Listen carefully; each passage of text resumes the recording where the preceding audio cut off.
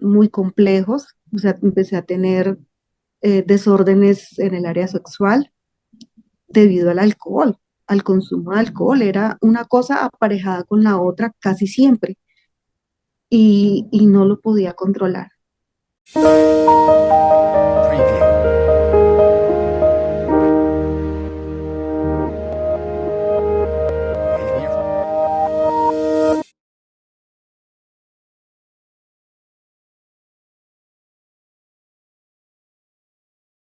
Bienvenida, Elizabeth, a nuestro podcast Infinita Sobriedad. Muchísimas Como gracias por la invitación, con Jorgito. Buenas mucho noches. gusto, gracias a ti por recibir la invitación. Vamos a leer primero nuestro preámbulo de Alcohólicos Anónimos para que las personas no alcohólicas sepan de qué se trata nuestra comunidad. Alcohólicos Anónimos es una comunidad de personas que comparten su mutua experiencia, fortaleza y esperanza para resolver su problema común y ayudar a otros a recuperarse del alcoholismo. El único requisito para ser miembro de Alcohólicos Anónimos es el deseo de dejar la bebida. Para ser miembro de Alcohólicos Anónimos no se pagan derechos de admisión ni cuotas. Nos mantenemos con nuestras propias contribuciones. Alcohólicos Anónimos no está afiliada a ninguna secta, religión, partido político, organización o institución alguna. No desea intervenir en controversias, no respalda ni se opone a ninguna causa. Nuestro objetivo primordial es mantenernos sobrios y ayudar a otros alcohólicos a alcanzar el estado de sobriedad. Mm, Vamos también a leer lo que para nosotros es muy importante, el anonimato de cada uno de los miembros de nuestra comunidad, que dice así: puede ser que aquí se encuentren algunas personas que no están familiarizadas con nuestra tradición de anonimato a nivel público. Nuestra política de relaciones públicas se basa más bien en la atracción que en la promoción. Necesitamos mantener siempre nuestro anonimato personal ante la prensa, la radio y el cine. La seguridad del anonimato personal es esencial en nuestro esfuerzo para ayudar a otros bebedores que puedan desear compartir con nosotros nuestro programa de recuperación. Y nuestra tradición de anonimato nos recuerda que los principios de Alcohólicos Anónimos se anteponen a las personalidades. Decirles a las personas que nos están viendo por medio de este podcast que lo que prima es el mensaje que nosotros traemos, más no el mensajero. Para el día de hoy nos acompaña Elizabeth, es una gran mujer que nos trae una gran experiencia de vida. Ella nos va a compartir su experiencia, fortaleza y esperanza. Y pues sin más preámbulos, por favor, Elizabeth, cuéntanos, regálanos tu experiencia, de dónde eres tú, dónde naciste y cómo comenzó todo este rollo de tu problemática con el alcoholismo. Muchísimas gracias por la oportunidad. Yo soy Elizabeth, soy alcohólica. Yo soy de la ciudad de Bogotá, Colombia. Em, Realmente, en teoría, mi primer contacto con el alcohol fue a los 3 días de nacida, cuando mi papá me dio unas gotas de whisky. Eh, pues no sé, seguramente, pues o sea, digo teóricamente porque esto me lo contó fue mi mamá, y mi mami pues ya no está viva como para corroborar la historia, pero aparentemente me dio ese whisky para comprobar que yo sí era hija suya. No te Una lo puedo extraña creer. manera, ¿A los sí, cuántos mesecitos? ¿A los 3 días? no, 3 días de nacida. Dios mío. Bueno, te digo una cosa, Entonces, Elizabeth. Eres hasta el momento la campeona de todos los anteriores que han pasado por aquí, porque las otras 4 experiencias se nos han dado a los 5 y 7 años. El mío fue a los 7 años, el primer trago, pero el tuyo a los 3 días de nacida, eres la campeona por ahora. A ver, cuéntanos qué más te pasó en tu experiencia. Bueno, eso fue lo que me contó mi mamá y de allí en adelante mis recuerdos son que desde que tuve uso de razón, más o menos, no sé, por ahí 4 o 5 años, visitábamos 2 veces a mi abuela que vivía en el campo, en un lugar donde no habían servicios públicos, nada de electricidad ni de agua. Y cuando nosotros llegábamos a ese lugar, lo único que había para tomar era guarapo. El guarapo es una bebida casera, fermentada a base de panela y, y como los cunchos que van quedando de esa misma bebida, los van revolviendo con agua, les ponen más panela y eso se fermenta y eso era lo que nos daban a nosotros de beber a todos, o sea, a todos los primos y a todos mis hermanos, nos daban eso para tomar y digamos que no me generaba ninguna compulsión ni ganas de beber más, de hecho no nos gustaba porque era amargo, a pesar de la panela, y, pero eso era lo que tomábamos y eso es una bebida que embriaga, es alcohol. Y eso pasó así siempre, siempre que íbamos a donde mi abuela, estaba esa bebida. Ya cuando tuve 9 años, eh, esa era mi abuela materna. Mi abuela paterna cumplió 50 años cuando yo tenía 9 años y prepararon otra bebida alcohólica que es un masato, que también es fermentado a base de, pues el que yo me tomé era a base de arroz y o sea, unas cáscaras como de naranja y eso pues también embriaga. Lo que pasa es que como era dulce, a mí me generó como inquietud y sobró una caneca de ese masato y al día siguiente de la celebración, mi hermano que tenía 4 años, yo tenía 9 años, empezamos a tomar esa bebida y esa fue mi primera borrachera. Yo no recuerdo mucho como las consecuencias. Yo recuerdo que el efecto era de risa, mucha risa, tenía mucha risa y me dio somnolencia. Yo abría mucho los ojos porque cuando mi mamá llegó y nos vio en ese estado, me preguntaba qué había pasado. Yo recuerdo que yo abría mucho los ojos. No recuerdo si me pegó, si me regañó. Eso no está en mi memoria. Y esa fue mi primera borrachera con alcohol. 9 años tenías. Eh, 9 años tenía y mi hermano 4. Luego recuerdo que cuando tenía a partir más o menos de los 11 años, mi mamá en las celebraciones de fin de año, que vienen las novenas y todas estas cosas, eh, se acostumbraba en ese entonces, pues no sé ahora, en que cuando uno iba de visita a alguna casa siempre le daban vino y galletas, galletas navideñas y el vino de Navidad. Y mi mamá se enojaba si yo no recibía el vino. A mí no me gustaba, pero mi mamá me hacía recibir el vino. Entonces yo probaba esa bebida y no me gustaba. De hecho, pues algunas veces trataba como de botarlo a escondidas, pero si mi mamá se daba cuenta me regañaba.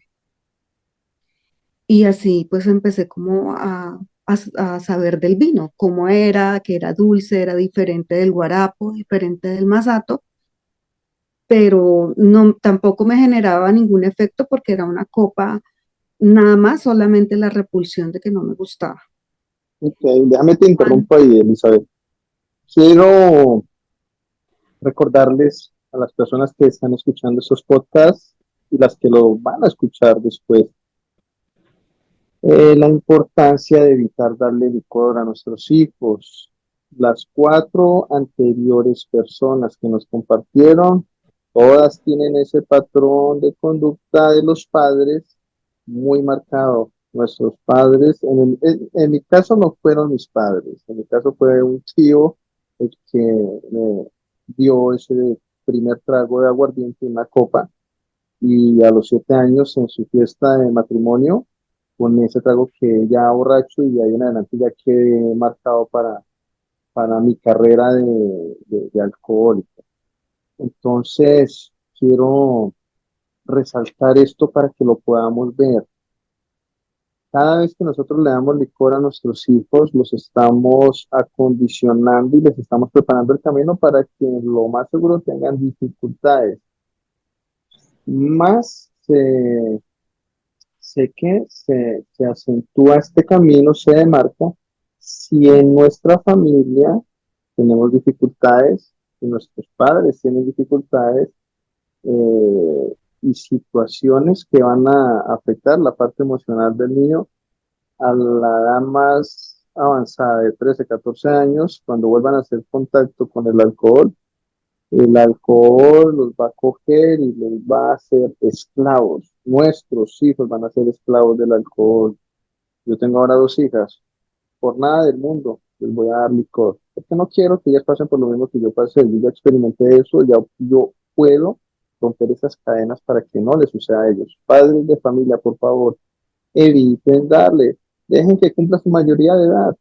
Ellos por su propia decisión comienzan a experimentar eso, pero no a los 7 años, Dios mío, a los 5 años, 7 años, o en el caso de Elizabeth, a los 3 días de nacida, yo no debo darle licor a mis hijos. Continúa con tu experiencia, por favor, Elizabeth. Gracias, Jorgito. Cuando yo tenía eh, como 14 años, esa fue como la primera vez que yo tomé alcohol por decisión, es decir, no porque o sea, bueno, como por gusto, ¿sí? Como por la sensación.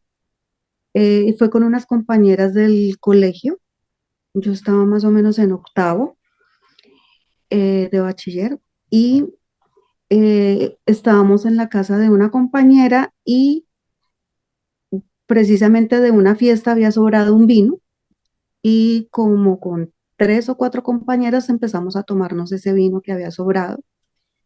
Esa vez me sentí como muy alegre. Yo siempre había tenido la tendencia a la tristeza. eh, Esto muy marcado porque yo fui abusada desde que tuve uso de razón y hasta más o menos los 14 años, hasta esa época. ¿Desde los Eh, cuántos años tenías uso de razón, Elizabeth? mm, yo, o sea, mis primeros recuerdos de ese abuso son más o menos 3 años, 3 años y medio. Y te refieres a Y abuso sexual, ¿correcto? abuso sexual, sí, por parte Ok, de mi papá. te voy a interrumpir ahí. Nuevamente, para las personas que han estado viendo estos podcasts, se repite este otro patrón de conducta, abusado sexualmente. Yo fui abusado a los 3 años y medio, desde que tengo uso de razón. ¿Cómo sé que fue a esa edad? Porque yo recuerdo clarífico cuando yo entré mi primer día al kinder. Cuando yo entré al kinder tenía 4 años y recuerdo situaciones de antes de entrar al kinder, mal calculados, 3 años y medio. Y yo recuerdo claro cuando abusaron de mí sexualmente y en mi experiencia se las voy a compartir después cuando les comparte, cuando les dé mi experiencia, fortaleza y esperanza. Por ahora estamos escuchando la de Elizabeth, pero sí quiero recalcar eso también. Evitemos dejar nuestros hijos con personas que consideramos buenas personas, que vemos que aparentan ser buenas, mi vecina, mi mejor amiga, mi mejor amigo, y no lo son. En mi caso personal, mis hijas, tengo dos hijas, solamente las cuida o la mamá o yo. Nadie más las va a cuidar mejor que sus propios papás. Pero en este caso, Elizabeth nos comparte su difícil situación por la que experimentó y continúa con tu relato, Elizabeth. A ver qué más Sí, gracias, nos Jorgito. comparte. Yo, pues realmente cuando escucho, pues, esa observación de que solamente, o sea, que no dejar a los hijos con otras personas que no sean sus padres, digamos que es algo que me llena un poco de dolor porque en mi caso fue mi propio papá, entonces, pues, pues no sé, es muy Ujú. difícil y esa situación hacía que yo permanentemente permaneciera en ese estado de tristeza. Mi primer intento de suicidio fue a los 6 años con unas pastillas que me encontré en la calle y me las tomé todas o sea, yo recuerdo la sensación de querer morirme. Y pues una niña de 6 años con un intento de suicidio, pues ya hay un patrón, ahí hay una conducta que dice algo aquí no está bien. Y entonces cuando yo empiezo a tomarme ese alcohol a los 14 años, ese vino, y empiezo a sentir como esa felicidad, era una sensación de felicidad y de que no me importa nada. O sea, no me importaba como qué decir, porque yo siempre me cuidaba mucho de qué decir, porque pues como la situación de abuso era como un secreto a gritos, porque nos pasaba a todas, a mi mamá y a mis hermanas también les pasaba.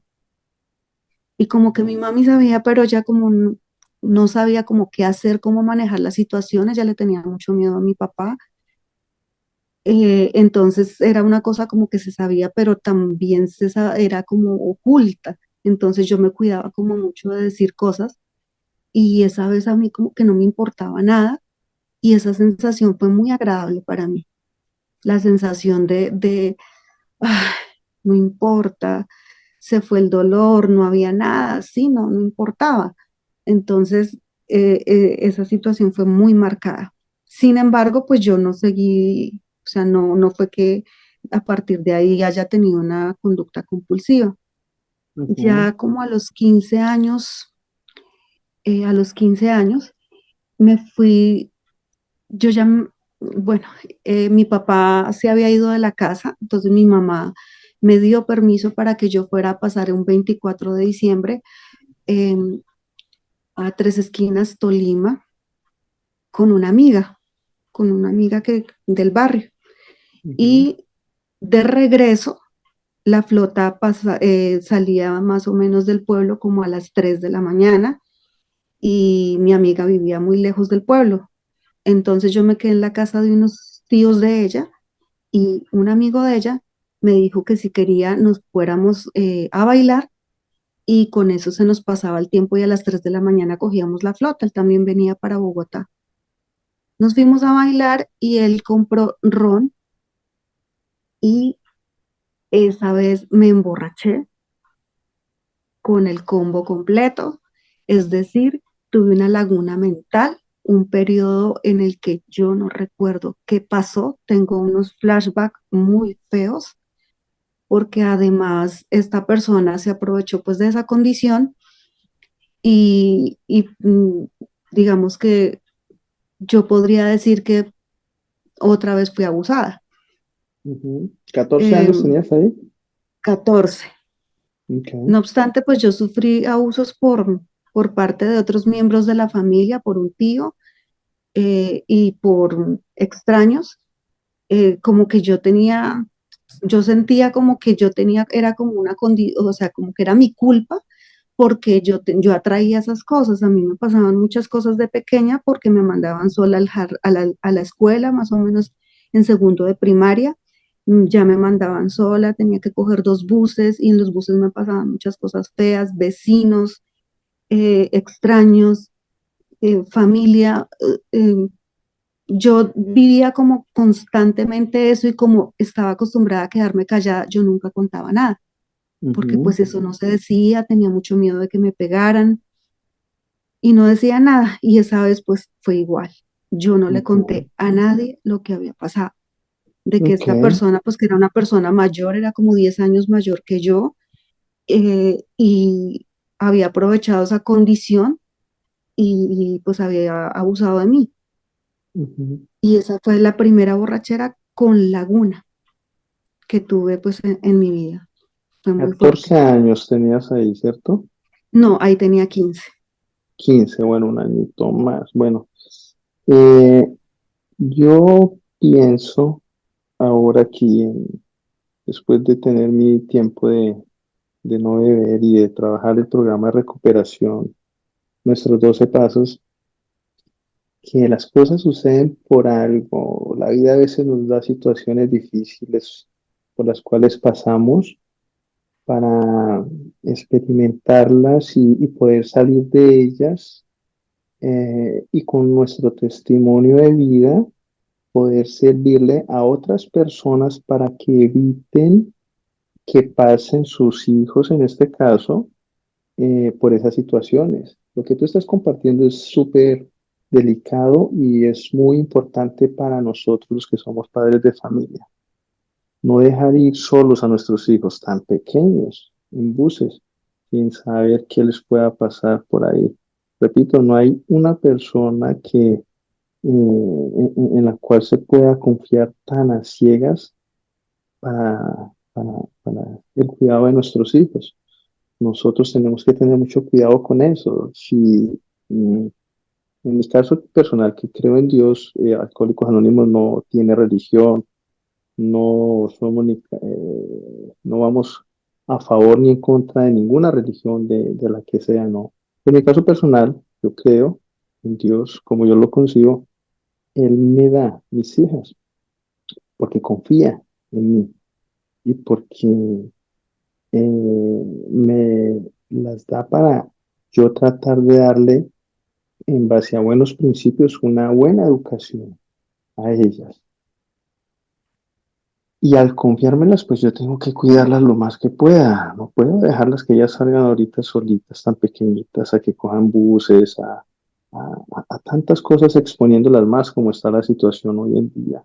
Entonces, tu experiencia nos ayuda y te agradezco que seas tan honesta de compartir tu experiencia, Elizabeth, para que personas que están viendo este video se identifiquen de las que han sido abusadas, porque muchas probablemente han sido abusadas y como tú dices, nos quedamos callados, al igual que yo me quedé callado y nunca le compartí nada de esto a mis padres, nunca lo supieron, al igual que yo lo hice, muchas otras personas, tú y cualquier cantidad han sido abusadas, no lo dicen por temor a represalia de nuestros propios padres, de que nos castiguen.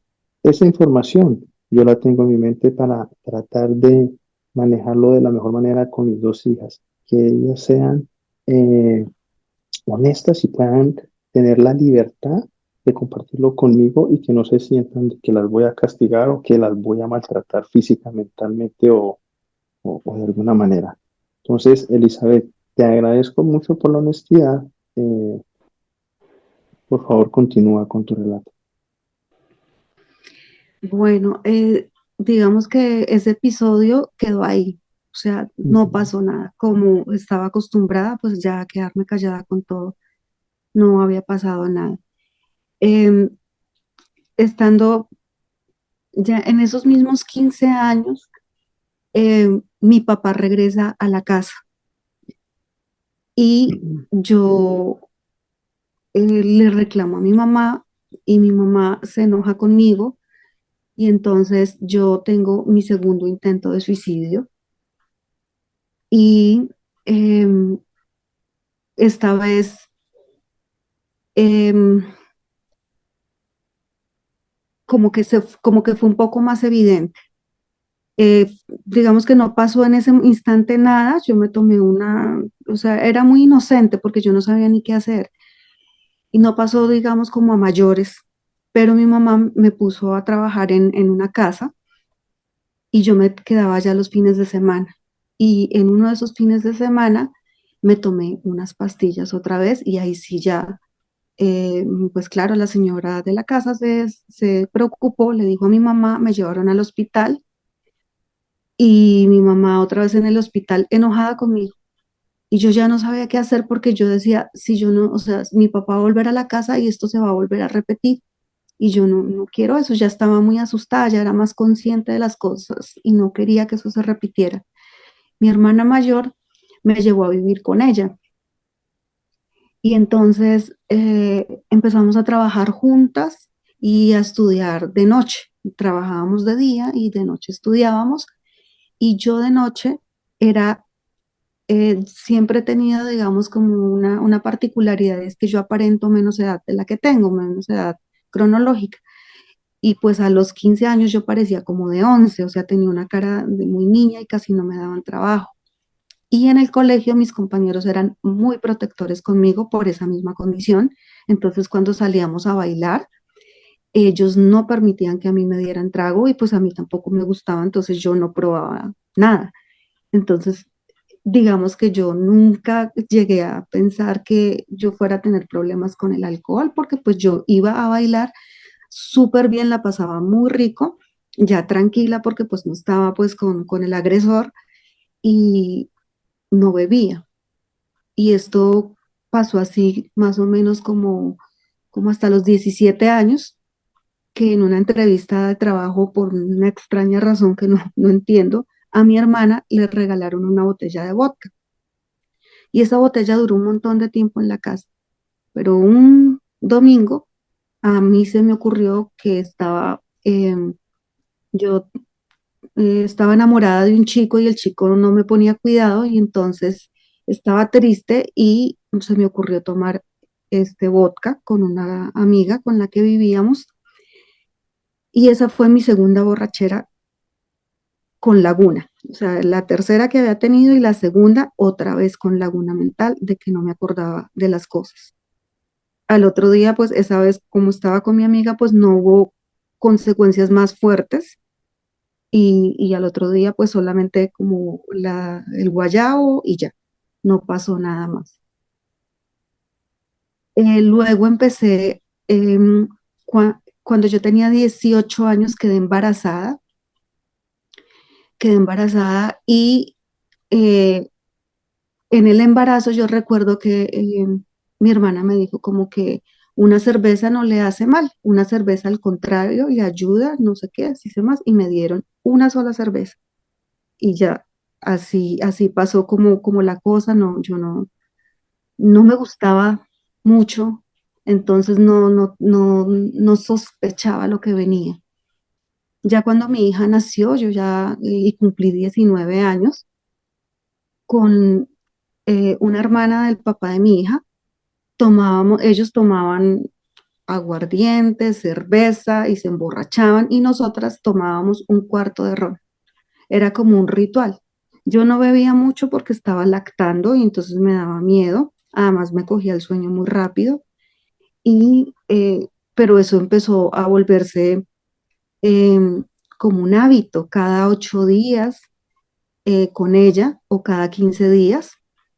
Y luego en la casa de la abuelita de mi hija se reunían todos los primos de mi ex esposo y tomaban bastante. Y yo igual me tomaba un poquito de ron y ya me acostaba a dormir.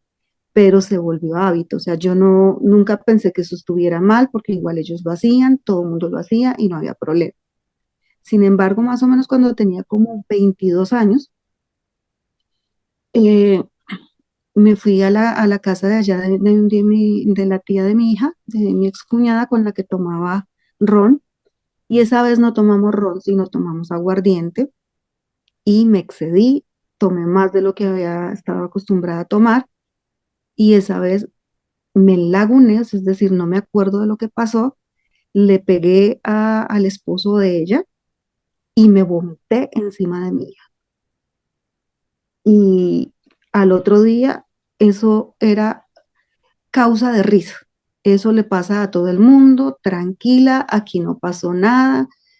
Como no era algo que me pasara continuamente, pues nadie sospechaba y de pronto nadie tampoco había tenido contacto con la información de que eso no era normal, de que yo tuviera esas lagunas mentales y de que me emborrachara de esa manera. Y yo seguí pues el mismo ritual. Pasaron unos años en los que eh, me dediqué mucho a trabajar, entré a la universidad y bebía de pronto una cerveza muy de vez en cuando, además porque pues al papá de mi hija no le gustaba que yo bebiera, yo le tenía mucho miedo y entonces yo no bebía para no molestarlo a él.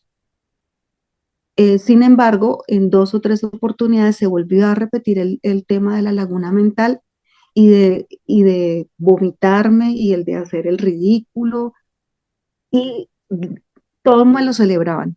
No, tranquila, eso no pasa nada, eso le pasa a todo el mundo. Y eso no es cierto, no es cierto, no, las personas que son bebedores sociales no tienen esas dificultades. saben Ujú. cuándo parar, saben cuándo decir no más. Yo no podía decir no más. Yo sencillamente me quedaba perdida. Pero como no se repetía, como no era seguido, como no era, no sé, cada mes, no, eso era una vez por allá cada 1 o 2 años. Llega entonces la época pues finalizando ya la universidad, empiezo a tener dificultades con el papá de mi hija y ya dejé de tenerle tanto miedo y ya no me importaba lo que él pensara y entonces tomaba con mis compañeros de la oficina eh, de vez en cuando, un jueves, un viernes, 1, 2 cervezas, 3 cervezas y ya para la casa. Pero una vez en una fiesta de despedida de la oficina, yo fui la que organicé todo el evento y ese día empecé a estar pendiente de la música, de la comida, de que quién llegó, de que quién hace falta, de que guárdenle a este, a aquel, que todos estén contentos, que si están jugando rana, que si están bailando. Cuando yo ya pude descansar, el mensajero empezó a darme aguardiente, a decir, ay, tómese este, pero el mensajero, por el mensajero, hasta que yo me perdí. Y mis compañeras pues llamaron a mi esposo de ese entonces y él fue por mí a la oficina y se enojó muchísimo. Y esa fue la primera vez que no me importó, no me importó que estuviera tan bravo. Yo no había estado tan enlagunada ni tan mal, pero sí me había vomitado. Y para mí, yo le dije, ¿estás bravo? Y él me dijo, pues claro. Y yo dije, pues tan bobo. Y dije, tendrá que ponerse bien. Y así empezó como el tema de que ya no me importaba lo que pensara. Al año siguiente, eso fue más o menos como cuando yo tenía 33 años, ya nos separamos. Y como cuando nos separamos, entonces yo sentí la total libertad para tomar, porque ya no tenía miedo de que él me sintiera el olor a alcohol, o sea, el tufo. No tenía miedo de que me dijera nada y entonces empecé a consumir alcohol mucho más seguido y empecé a tener más lagunas y empecé a no poder parar. Yo recuerdo que salía con mis compañeras de la oficina y ellas, todas unas damas, 2, 3 cervezas se iban para la casa y yo no podía, yo quería más, entonces yo compraba a escondidas un cuartico de aguardiente más para por el camino. No podía, yo no podía y empecé a tener muchas dificultades porque me metían unos problemas eh, muy complejos, o sea, empecé a tener desórdenes en el área sexual debido al alcohol, al consumo de alcohol, era una cosa aparejada con la otra casi siempre y no lo podía controlar. Pero yo no pensé que eso fuera un problema. Yo decía, no, es que yo estoy viviendo la vida que no vivía a los 18 años, yo me salí muy temprano de mi casa, fui mamá muy temprano, yo nunca tuve tiempo de divertirme, pues ahora me voy a divertir. Yo pensaba que eso era diversión. Eh, Elizabeth, hasta que pregunta, ¿tú consideras, bueno, ahorita mirando tu vida en ese momento, 33 años, a partir de esa vez que comienza a volverse más repetitivo el consumo tuyo de alcohol? Y si lo relacionamos, tiene que ver mucho también, pues pienso, la separación tuya. ¿Sentías como que eso te afectaba emocionalmente para refugiarte en el alcohol? Y, y consideras también de que el alcohol tuvo que ver para tu separación con tu esposo en ese momento, no, ninguna de las dos cosas. ¿no? Yo realmente a la relación le había hecho el duelo hacía mucho tiempo y yo traté de arreglar las cosas mucho antes de tener, digamos, presentar como la compulsión por el alcohol. Entonces, cuando yo me separé, yo ya estaba totalmente decidida y yo lo que estaba era como, no estaba emocionalmente afectada como de decir, tengo una tusa y me duele y 14 años de matrimonio y los eché, no, nada. Yo lo que estaba era feliz Mm, viviendo la vida que supuestamente yo no había tenido cuando cuando debí tenerlas según, digamos, como las normas de la sociedad, que sí, que una chica de pronto a los 16 17 18 años, entonces es cuando se vuelven locas y entonces vienen todas las hormonas y quieren bailar y quieren divertirse, paseos, fiestas. Y yo no viví nada de eso. Yo salté básicamente de la cuna a la cama doble, como dicen por ahí. Entonces Mm, no, yo no sentía eso, yo lo que tu sentía era sentimiento libertad, era, tu sentimiento era de libertad, libertad, correcto, ok. que por fin yo iba a hacer lo que se me diera la gana. Y pues el alcohol tenía otros planes para mí. Muy A ver, pronto, eso fue como una caída libre, o sea, era como si yo hubiera subido con muy despacio, con mucha dificultad y de repente, ¡pum!, me lancé al abismo porque en menos de un año ya estaba fuera de control al punto de que eh, o sea, un día no llegué a la casa y yo vivía con mi hija de 15 años. Mi hija tenía 15 años, ella era una adolescente y yo la dejaba sola por irme a beber. O sea, yo abandonaba a mi hija. Y entonces en una de esas ella se asustó, llamó al papá y el papá me amenazó con quitármela. Y cuando él me amenazó, eh, yo empecé a buscar por internet y busqué ayuda para dejar el alcohol y encontré Alcohólicos Anónimos. ¿cuántos años tenías En ahí? esa 33, ahí tenía los Ok. 30, 34 ya. Y entonces había un número celular y yo marqué ese número, me contestó una persona muy amable. No vivía acá en Bogotá, sino él vivía en un pueblo cercano. Y él me dio toda la información, me hizo las preguntas y de todo, fue muy amable conmigo. Me preguntó por dónde vivía y me ubicó un grupo.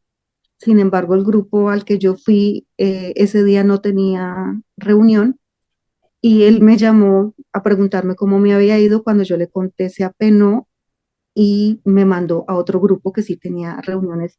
Me dijo, fijo, ahí encuentra reuniones. Y yo fui a un grupo acá en Bogotá que se llama Santo Tomás de las Palmas, el cual fue mi primer grupo base y que lo quiero muchísimo. Y yo me fui a esa primera reunión eh, con un cuarto de aguardiente en la cabeza.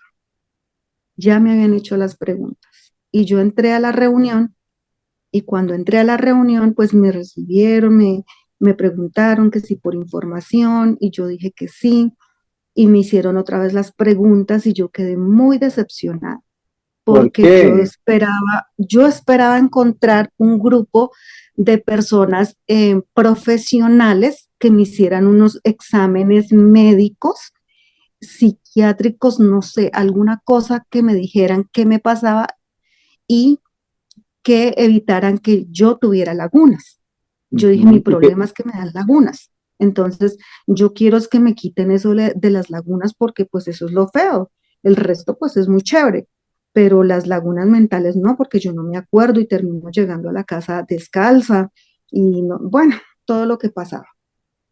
Y Bueno, y te entonces yo desilusionaste, decepcionada, ¿por qué? Porque encontraste porque otra cosa totalmente cuando llegué diferente. me hicieron fue unas preguntas y me Párate ahí un dijeron que era momento, déjame aclararle a las personas porque este pedazo es súper importante para todos nosotros, los que como yo cuando llegué, que no pensé que tenía problemas, me di cuenta de que tenía una bronca brava. Las preguntas de las que tú hablas, me imagino que te refieres a las 12 preguntas, el autodiagnóstico, ¿cierto? sí. Listo. Te hicieron esas 12 preguntas y contestaste afirmativamente a cuántas de las 12. Yo contesté como a 8 que sí, pero yo las contesté con rabia porque yo decía, o sea, es que me parecía absurdo. ¿Qué era absurdo? Una de las preguntas es, ¿ha bebido usted alguna vez por la mañana? Y yo, sí, pero pues ¿quién no ha bebido por la mañana? O, Ujú, donde yo trabajo, había una persona que cada vez que iba a su pueblo traía una bebida que es un aguardiente como, o un alcohol como también casero, que se llama ujú. chirrinche. Ujú. Y ella traía de su pueblo una botella grandísima de chirrinche y por las mañanas tomábamos tinto con chirrinche. Y yo sentía que yo trabajaba mucho mejor con el chirrinche. Entonces para mí Eh, era normal, normal, o ujú, sea, o sea, aquí no se puede tomar, o sea, cuando yo iba a la plaza, veía a la plaza de Abastos, ujú, que es una plaza de mercado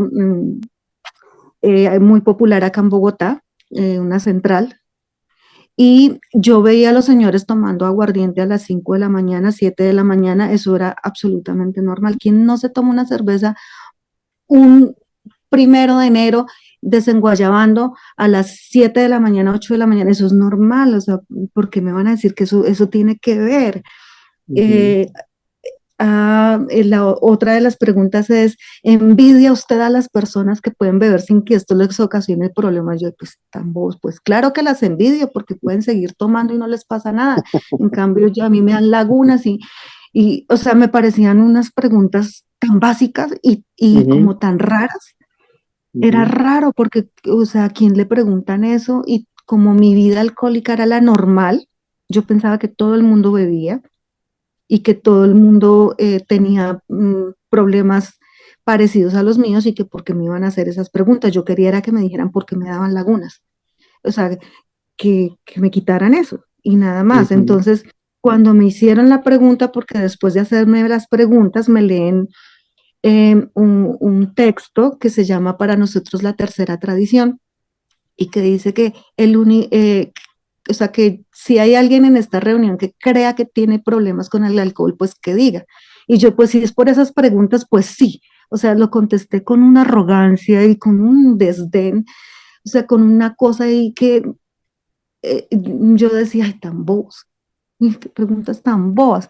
Sin embargo, los testimonios se me hacían chistosísimos. Yo decía, esta gente sí está loca.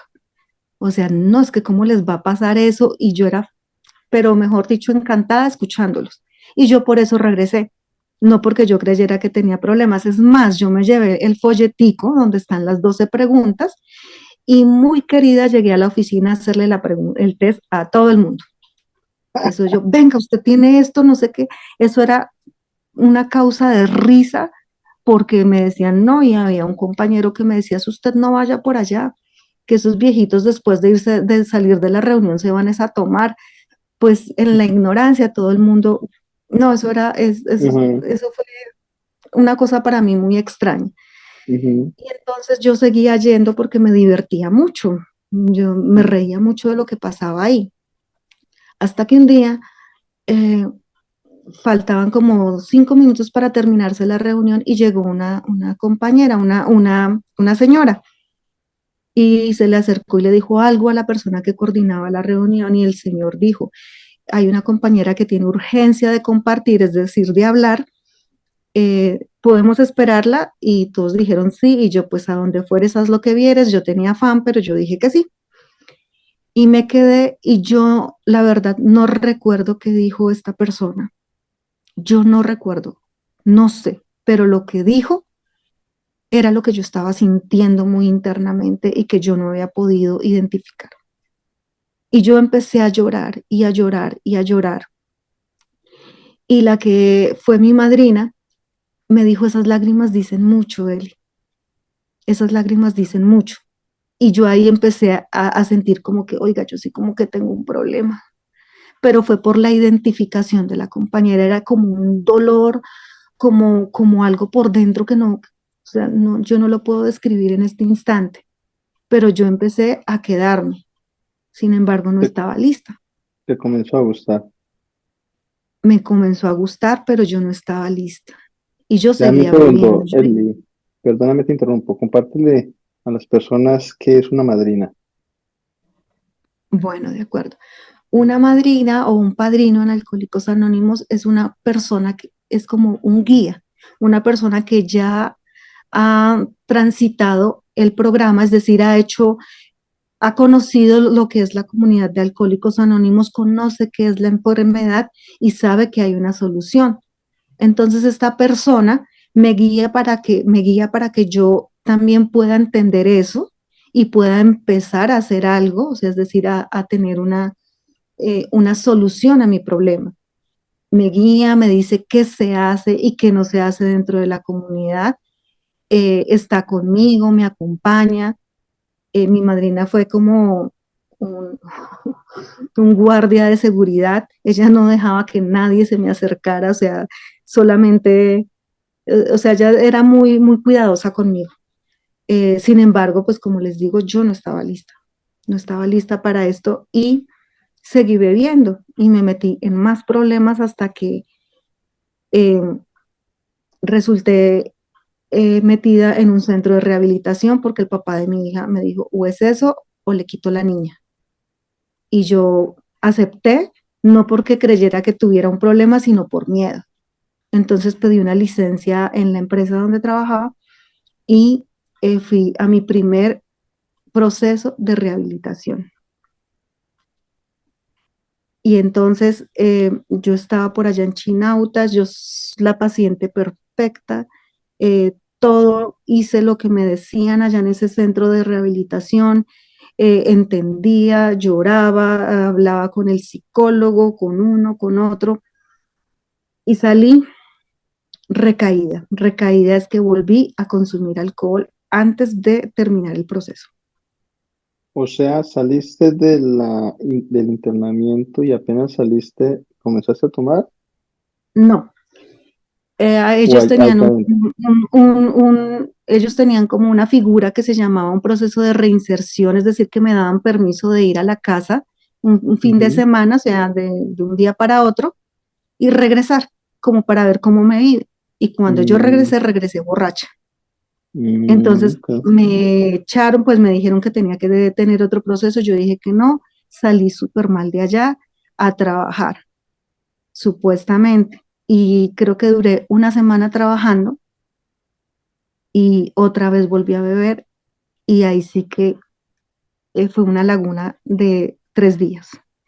Falté un día al trabajo, yo me asusté, renuncié y empecé otra vez como, o sea, mal, empecé a consumir alcohol del que fuera, a la hora que fuera. A, mí- a mí nunca se me hubiera ocurrido pensar que el alcohol antiséptico, el de droguería, podía emborrachar, pero lo aprendí en esa fundación. ¿Cuántos años Sea, yo tenías en ahí? lugar de aprender lo bueno, empecé a aprender lo malo. Y me di cuenta, y el papá de mi hija era, aplicaba inyecciones, sabía de inyectología, y tenía una botellita de alcohol antiséptico, y yo me empecé a tomar eso y empecé a emborracharme, y me di cuenta que el alcohol antiséptico emborrachaba, y eso fue la perdición, porque lo encontraba fácil, muy barato, y, y empecé a consumir de ese tipo de alcohol. ¿Cuántos años tenías ahí, Elizabeth? 35.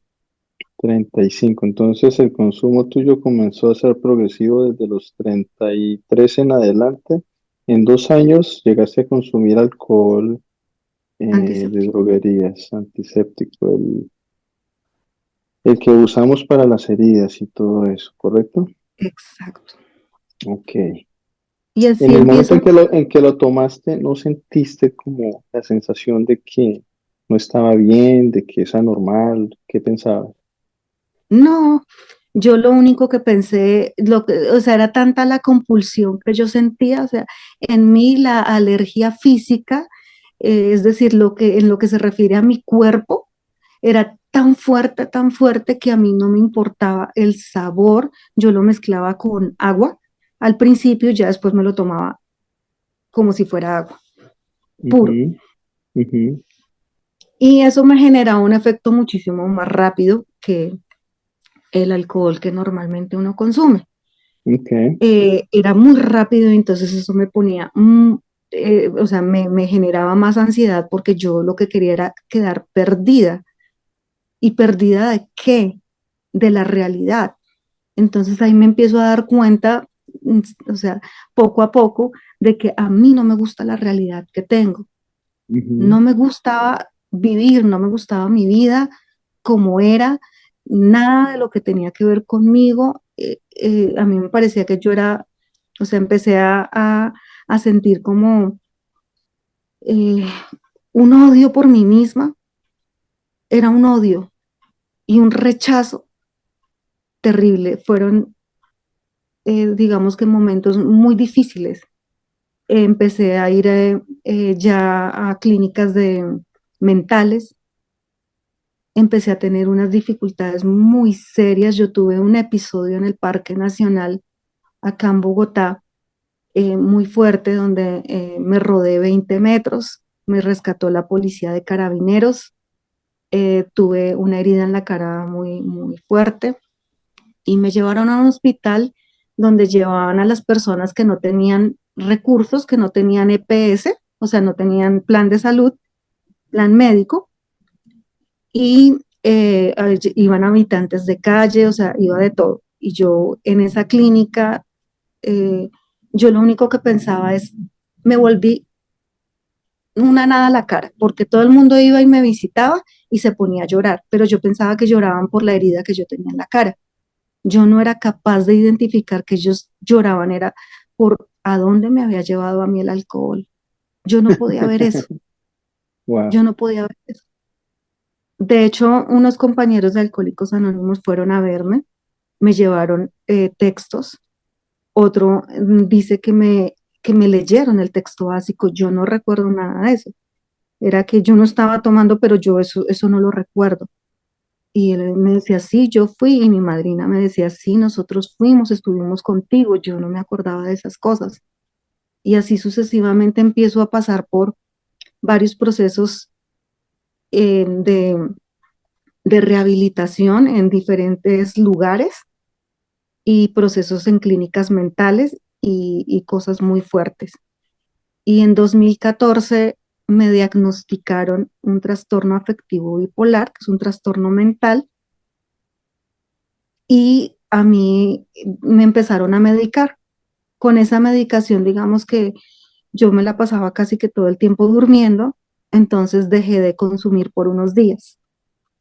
Y mi madrina me invitó a un aniversario, a mí no me dejaban salir, me quitaron las cédulas, o sea, yo llegué a tal punto que a mí no me dejaban salir y me quitaban los documentos, me quitaban plata, no me daban llaves, nada, pero a esa reunión me dejaron ir. Entonces yo decía que era como un alivio. Y fui a su aniversario y empecé a querer seguir yendo a las reuniones porque era el único espacio que tenía para no estar en ese lugar, o sea, en la casa del papá de mi hija. No, yo no quería estar ahí. Ya no éramos pareja, pero él me ayudó y yo no aceptaba esa ayuda, o sea, yo lo odiaba porque pues no me dejaba beber. Y en ese proceso de ir a esas reuniones, eh, consigo un mes sin beber alcohol y eso fue una bendición. Y yo empecé a decirle a la que es mi madrina, yo no le había pedido que fuera mi madrina, yo le dije, oye, es que yo trabajé unas guías por allá donde yo estuve, en uno de esos centros de rehabilitación, ¿será que las podemos mirar? Yo no era capaz de pedirle ayuda. Y ella sí, claro, y ella empezó a ayudarme, retomé nuevamente el trabajo y ella se iba y conmigo leíamos el texto básico que tenemos nosotros, que es un libro donde se describe la enfermedad y la solución de los alcohólicos anónimos, de cómo hicieron los primeros 100 para poder recuperarse. Y empezábamos a leer el libro y yo escribía y poco a poco cumplí 3 meses y yo le dije, ay, es que yo he visto que las personas que cumplen 3 meses pueden coordinar una reunión y empecé a postularme para esas cosas, le empecé a coger amor al programa, amor a la recuperación y me mantuve por 3 años y 4 meses sin consumir una gota de alcohol. Durante ese tiempo recuperé el trabajo, recuperé la salud, la relación con mi hija, la relación con mi hermana, eh, todo empezó a fluir muy bien, pero eh, empecé a tener una obsesión por conseguir pareja, una obsesión muy fuerte por conseguir una pareja y empecé a descuidar el programa. Entonces, ahí me doy cuenta que la enfermedad es progresiva, incurable y fatal. O sea, yo no me puedo descuidar. Si yo me descuido, eh, vuelvo a lo mismo. Y conseguí la pareja y luego de conseguir la pareja, entonces ya no quería ir a las reuniones, ya no quería practicar el programa, ni trabajar con mi madrina, es decir, hacer los 12 pasos sugeridos por Alcohólicos Anónimos para la recuperación. Dejé muchas cosas hasta el medicamento porque yo decía que yo quería estar despierta para mi pareja. Y mi pareja también era de la comunidad, él recayó y detrásito recaí yo. Mm, Y ha sido un camino muy tortuoso. A hoy tengo 7 procesos de rehabilitación. Cada uno me ha dejado unas enseñanzas y de pronto en la parte psicológica he podido avanzar en algunas cosas, pero en el tema del alcoholismo no me ha servido. O sea, hay muchas personas a las que sí les sirven los centros de rehabilitación. A mí no me han servido. En el último proceso de rehabilitación salí y a las 3 horas estaba borracha. Después de estar 3 meses haciendo de todo, que el programa de prevención de recaídas, que estrategias, de todo hice, experiencias, y salí y la compulsión por el alcohol me pudo. O sea, no, no, o sea, el objetivo no, o sea, a pesar de que allá tratan de hacer los pasos, pues no es lo mismo hacerlos con un terapeuta que hacerlos con alguien que, como mi madrina o como mi padrino, que han tenido la experiencia, que saben de lo que están hablando porque lo han vivido, que saben que sí hay recuperación porque ellos lo han vivido, porque ellos lo viven, lo sienten y están en ellos. O sea, un terapeuta, él puede tener todas las mejores intenciones, todos los mejores conocimientos, pero en mi caso, para Elizabeth, saber no ha sido suficiente. O sea, saber para nada ha sido suficiente porque cuando llegaba la compulsión, la obsesión, esa vocecita en mi cabeza que me dicen, oye, esta vez va a ser diferente, tranquila, no pasa nada, tranquila, esta vez no se va a gastar toda la plata, esta vez no se va a enlagunar, esta vez no va a hacer llamadas que no tiene que hacer, esta vez nadie se va a dar cuenta, eso tranquila, tranquila. Esta vez su hígado no se va a afectar porque mi parte física está muy afectada por el alcohol. Esa vocecita que me dice que parece que fuera yo, pero que como que no soy yo. En el momento en que llega esa voz, el conocimiento a mí se me borra. ¿Cuál conocimiento de cuál es, de lo que me pasa, de la última borrachera, de la tragedia, del trabajo destrozado, de, de, de estar sola, de sentirme sola, de sentir ese vacío, de después las consecuencias, el miedo que hice, que dije, eh, y todo lo que conlleva el consumo de alcohol, porque es que el consumo de alcohol no es solamente la borrachera, el consumo de alcohol es la destrucción de la familia, de todo lo que vale la pena en la vida. Em, digamos que yo he llegado a un punto muy fuerte de llegar a tener, o sea, a hacer cosas que yo en mis 5 sentidos no haría, como por ejemplo pedir plata, como por ejemplo robar en un supermercado alcohol. Esas cosas yo no las hago si tengo mis 5 sentidos, pero bajo los efectos del alcohol, eh, Elizabeth pierde absolutamente toda voluntad, o sea, no existe ninguna voluntad y soy otra, y esa otra que se despierta en mí no es ninguna dama, no es ninguna mujer eh, digna, es lo peor. Es como dice la literatura, un verdadero Dr. Jekyll y Mr. Hyde. Yo soy Mr. Hyde cuando veo. Y yo insisto en el programa de recuperación porque tengo la esperanza. Yo tengo la esperanza de, de una vida sin alcohol, por la gracia de Dios. Hoy son 10 días sin consumir alcohol y eso de pronto para una persona del común va a decir, pues eso no es nada. Para mí 24 horas sin alcohol, para mí abstenerme un minuto de consumir alcohol es todo un milagro, porque es que en mí esa voluntad ya prácticamente no existe. Esto solamente ha sido un milagro de un poder superior y ha sido de la mano también de esas personas que no me dejan sola. Yo me siento sola, pero pues es una idea de mi cabeza, que mi mente me dice que yo soy un caso perdido, que por mí no hay nada que hacer, que eso apague y vámonos. Eso me dice mi mente.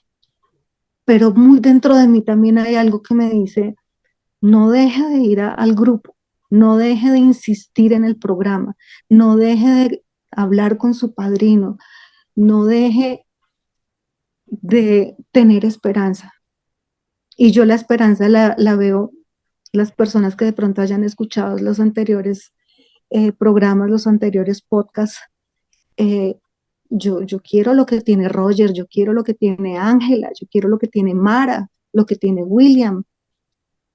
Yo quiero esa recuperación y yo por eso estoy acá hoy, con mucho temor porque yo digo, yo no tengo nada que ofrecer, o sea, yo qué testimonio puedo ofrecer, pero es el testimonio de que el alcohol es una enfermedad muy delicada, o sea, que esto no es una cosa, no es un chiste, es una enfermedad muy seria y es una enfermedad integral.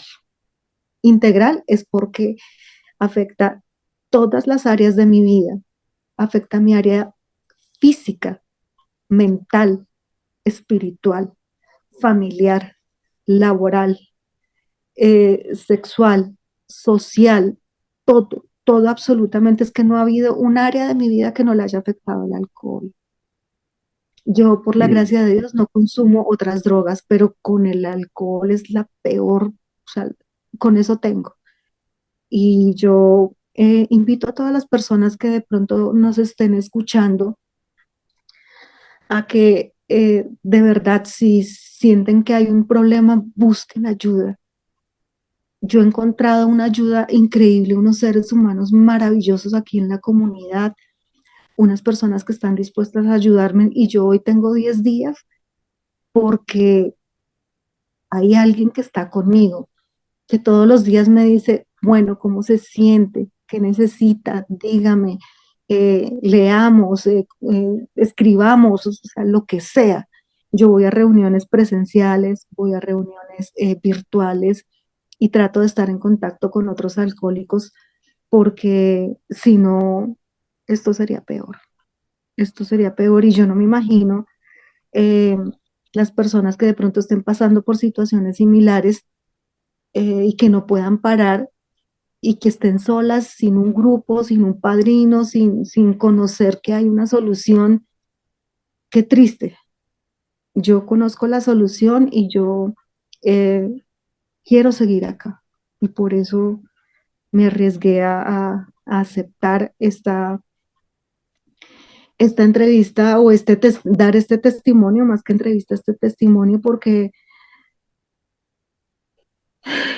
yo sé que hay personas como yo que de pronto están escuchando y que se sienten desesperanzadas y que dicen, por mí ya no hay nada que hacer. Sí hay que hacer, sí hay que hacer el programa de los 12 pasos de recuperación. Eso es lo que me funcionó 3 años y 4 meses y yo sé que ya eso no los puedo contar, pero fue una experiencia muy bonita y yo quiero volver a eso, quiero volver a esa vida y hoy, por la gracia de Dios, pude ir a mi trabajo, eh, pude regresar a mi casa completa. Tengo la conciencia de lo que estoy diciendo en este momento, tengo la conciencia de lo que hice esta mañana y no estoy tirada en un sofá sola o quién sabe expuesta a qué cosas, porque el alcohol me expone y expone mi vida de una manera brutal. pero ha habido un Dios que ha estado ahí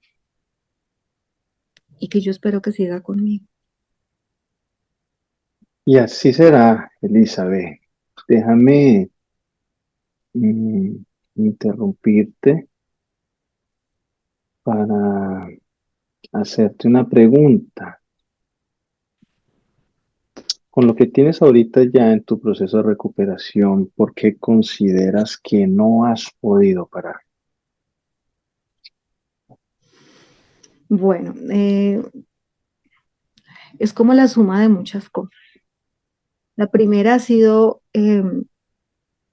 una que yo no, digamos, durante todo este tiempo eh, no he hecho juiciosa los pasos, ¿sí? Los Ya. 12 pasos.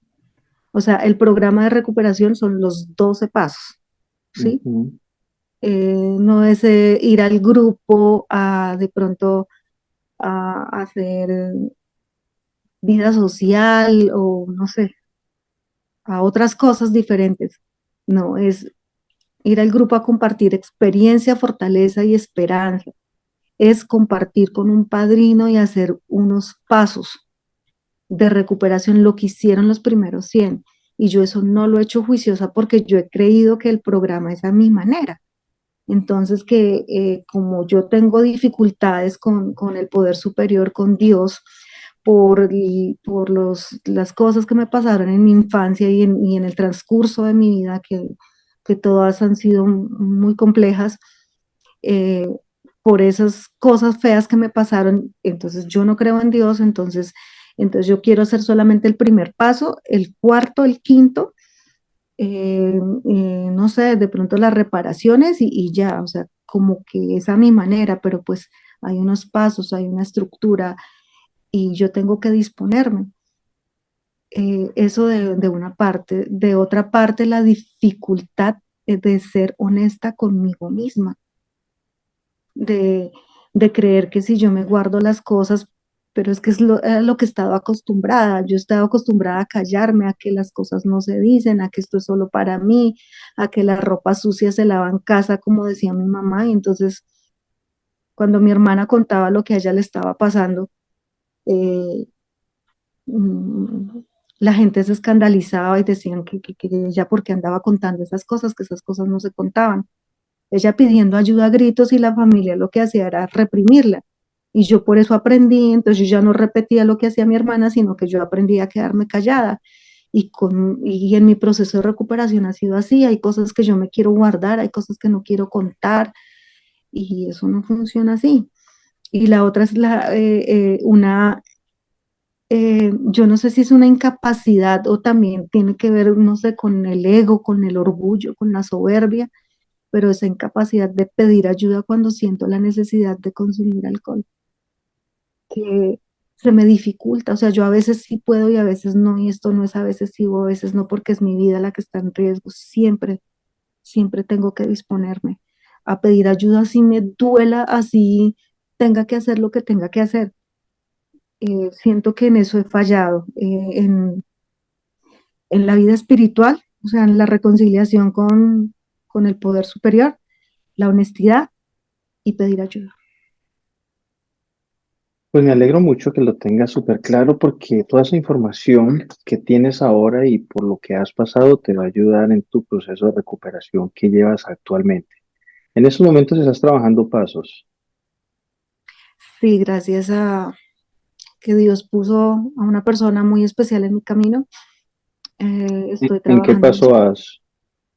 Estoy en el cuarto paso.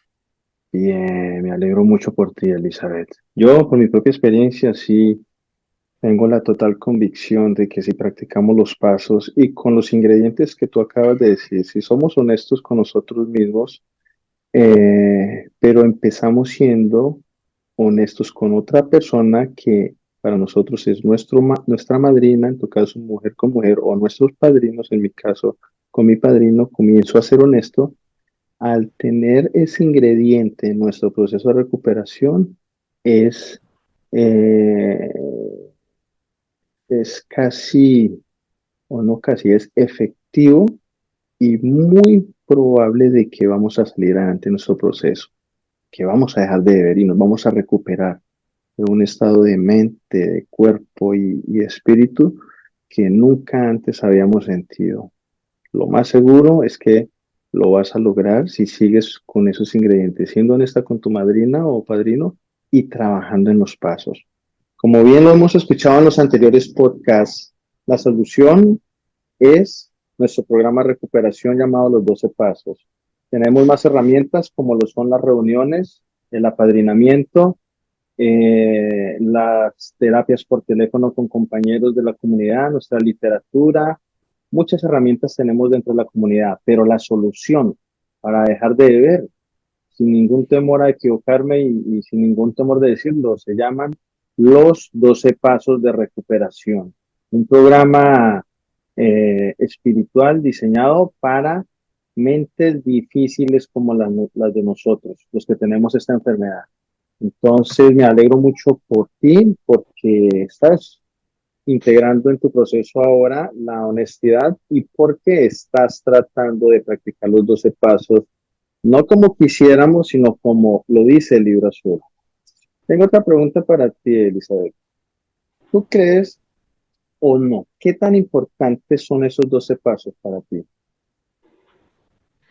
Bueno, realmente son todo, son la base fundamental para la recuperación. O sea, sin los dos, o sea, si yo me dedico solamente a ir a reunión o solamente a, como decimos nosotros, a tapar la botella únicamente, eh, y nada más, pues no voy a hacer nada, porque o sea, más allá del alcohol como líquido, como sustancia, como una cosa física, el alcoholismo tiene que ver mucho con esa parte interna, esa parte emocional. El alcoholismo va mucho más allá del licor como tal, de ese líquido como tal. En mí ha sido así, porque si hubiese sido solamente por tapar la botella, pues yo hice eso, pero dejé de hacer las otras cosas y volví a sentir esa necesidad y sucumbí a ese deseo, a pesar de todas las advertencias y a pesar de que la experiencia me ha demostrado que nunca voy a poder utilizar el alcohol sin peligro. Pero detrás de eso, pues hay un montón de cosas, los defectos de carácter que decimos nosotros, eh, todas esas cosas que me llevan a esa primera copa, porque es que la copa, el consumo como tal, es como lo último, pero detrás de eso hay todo un mundo de, de sensaciones, de emociones, de sentimientos, de resentimientos, de miedos, de inseguridades, y hay que trabajar en eso, definitivamente. Definitivamente. Vamos con otra pregunta para ti. ¿Crees que la figura del apadrinamiento es importante para nuestro proceso de recuperación, en este caso en el tuyo? ¿O puedes recuperarte sin una madrina o un padrino? Yo al principio pensé que yo podía sola. Cuando yo Ujú. llego a la comunidad y veo en la pared los 12 pasos, eh, yo decía, pues esto es muy fácil, esta vaina se hace en un mes, o sea, máximo un mes, 12 pasos, y eso tan sencillo. Aceptar, listo, yo acepté. Creer, bueno, sí está bien, creo. O sea, yo pensaba que eso era súper sencillo, súper fácil y que yo no entendía cómo había gente con 30 años y más. Había un compañero Ernestico que llevaba como 48 años en esa época cuando yo llegué y yo decía, 48 años haciendo esa vaina, no, pero eso sí es que es muy lento. O sea, pues son unos desocupados, pensaba yo, por mi ignorancia. Pero cuando empiezo pues como a ver como cada cosa y eso a través de una madrina, o sea, por eso digo yo sola no puedo, porque cuando yo lo trato de hacer sola, lo hago sesgada, lo hago con mis convicciones, lo hago según mi criterio y no tengo como la oportunidad de ver nada más. Yo sola no puedo, por eso necesito reuniones, por eso necesito a mi padrino, a mi madrina, eh, que son esas personas que ya han tenido la experiencia de vivir el programa, de vivir esa recuperación, que saben que es posible y que me van a guiar, porque yo sola estoy perdida. O sea, mi cabeza, mi padrino me dice, mi mente es mi peor enemiga y mi mente me dice muchas cosas como esa. Esos son 12 pasos, eso rapidito, eso que se va a demorar, que un montón de años ahí haciendo lo mismo, porque pues esa es mi ignorancia. Eso que va a ir a reunión, otra vez a escuchar lo mismo, otra vez a allá, que usted ya sabe qué es lo que le van a decir, entonces ¿para qué va? Eso para qué le cuenta al padrino. Su padrino le va a decir esto y esto, entonces usted ya sabe lo que le va a decir para qué. No, yo sí necesito un padrino, sola no puedo. Y eso me lo ha demostrado la experiencia y por eso es que por tratar de hacerlo sola es que no he podido tampoco. O sea, sí es Me muy ale- importante. me alegra mucho que eh, ya cuando la mente te dice algo, pues ya sabes que es parte de la enfermedad que nos quiere llevar a ese estado, ¿no? A crear las condiciones perfectas para nuestra recaída. Y, y por mi propia experiencia sé que ella al principio es mi peor enemiga, que la enfermedad está vivita ahí, total. Pero a medida de que voy avanzando por el camino de los 12 pasos, mi mente se comienza a volver en mi aliada. Más si la comienzo a conectar con mi poder superior, Dios como yo lo concibo. Ya Dios, mi poder superior, me comienza a enviar ideas por medio de la intuición que comienzo a hacer realidad en mi día a día. Entonces, no va a ser para toda la vida, para las personas que están empezando tal vez en nuestra comunidad y que están viendo el podcast o para las personas que piensan que tienen problemas, funciona de esa manera.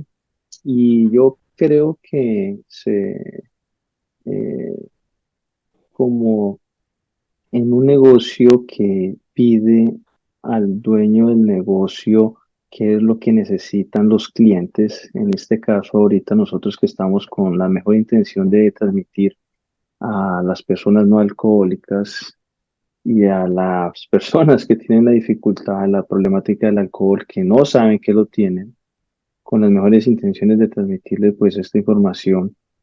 Creo que está pidiendo a gritos el compartirles en otro podcast especial solamente dedicado a eso, qué son las 12 preguntas, por ejemplo, y compartirles esa información. ¿Qué es cada una de las preguntas? Nos va a tomar unos 15, no sé, 10, 15, 20 minutos, el tiempo que sea necesario para desarrollarlo y que las personas que están comenzando a ver estos podcasts que se identifiquen y si tienen alguna problemática con el alcohol, pues saben que van a poder visitar uno de esos grupos. Y ojo, porque no solamente a las personas en Ibagué, a cualquier ciudad, porque si ustedes se han dado cuenta, de las 5 personas hoy con Elizabeth, todas están en diferentes partes.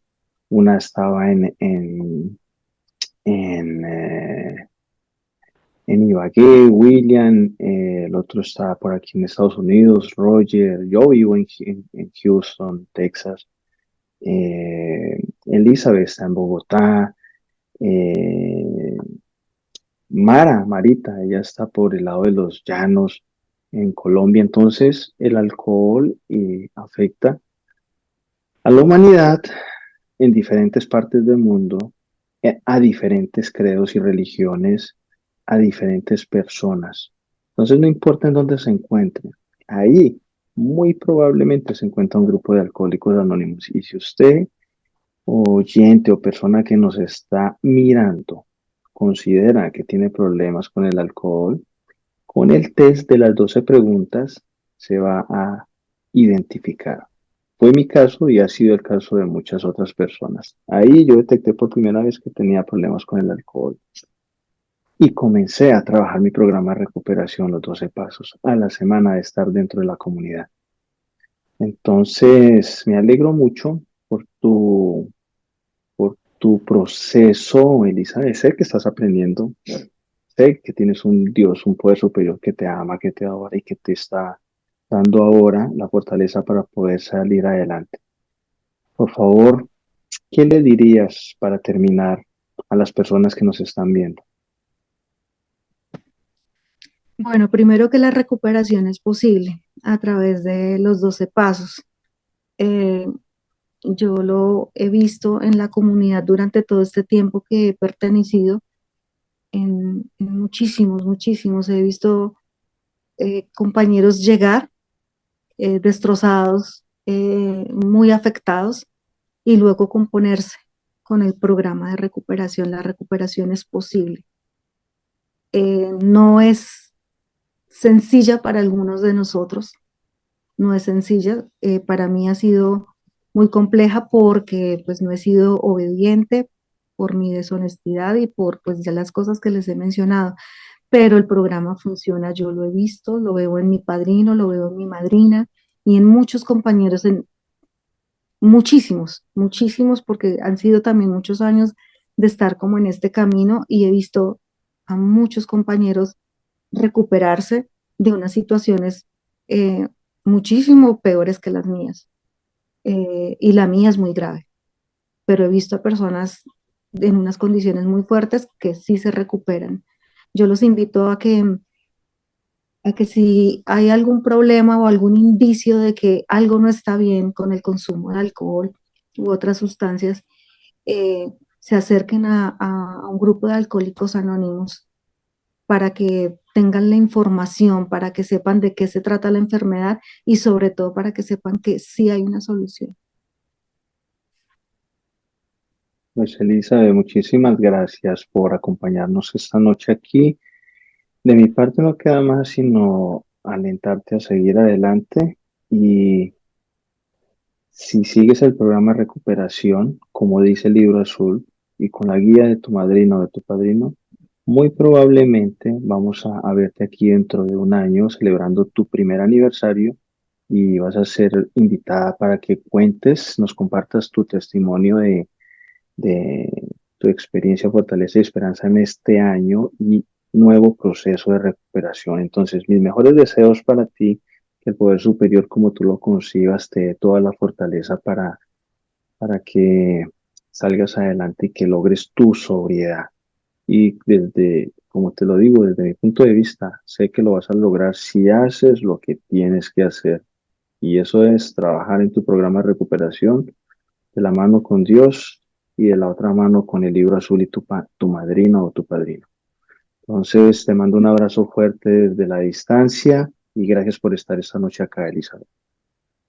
Gracias por la invitación, gracias por permitirme esta oportunidad de dar este testimonio y yo espero que les sirva a las personas que de pronto están en las condiciones que yo me encuentro. Muchísimas gracias a Dios y a ti por la invitación, Jorgito. Gracias. Gracias a ti y por supuesto que tu testimonio va a llegar a tantas personas que se van a identificar y lo más seguro es que busquen información. Entonces, un abrazo fuerte y nos vemos pronto por ahí en alguna de nuestras reuniones, Elizabeth. Un abrazo. Gracias, Jorgito.